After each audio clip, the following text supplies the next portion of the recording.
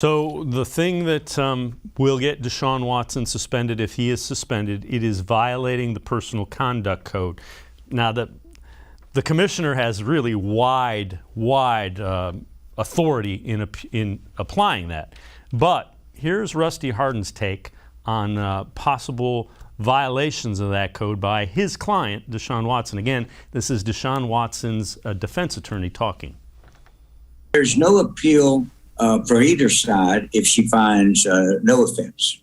And I have always believed very strongly that the conduct that he's accused of, that applies to the code of conduct, that the only conduct he's accused of that would create a violation of the code of conduct are the first two, which I don't have in front of me, but essentially they involve some allegation of forcible sexual activity. And as I think everybody knows, I've said what little sexual activity did occur was consensual.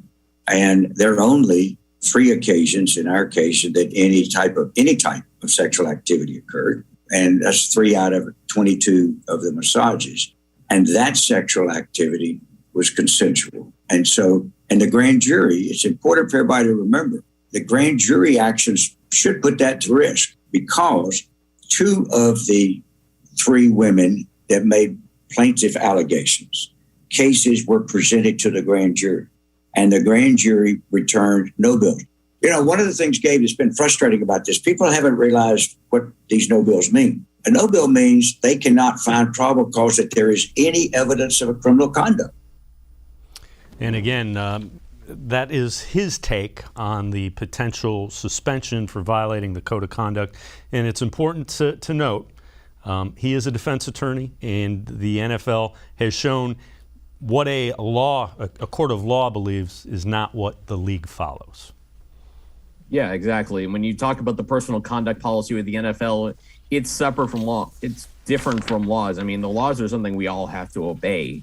When it comes to personal conduct policy, it's basically the equivalent of, anything an employer, has, set forth for you for rules as far as, you have to follow these things in order to continue to work at our place of business. You have to follow these things.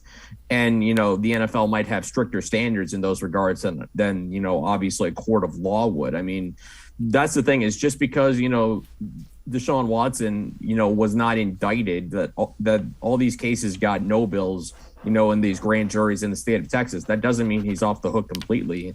I mean, when we've seen, NFL suspensions under Roger Goodell, obviously, the personal conduct policy means he's trying to hold these players they're trying to hold the players up to a higher standard. That just because you're in the NFL doesn't mean you have to follow certain things to a higher level, that you have to hit a certain level of conduct off the football field. Otherwise, there's going to be punishment for that. And I think that's just based on precedent. We've seen that throughout Roger Goodell's tenure, that he's been very strict about that if you kind of stray away from that, you're probably going to get that there's a chance you get fined and probably suspended.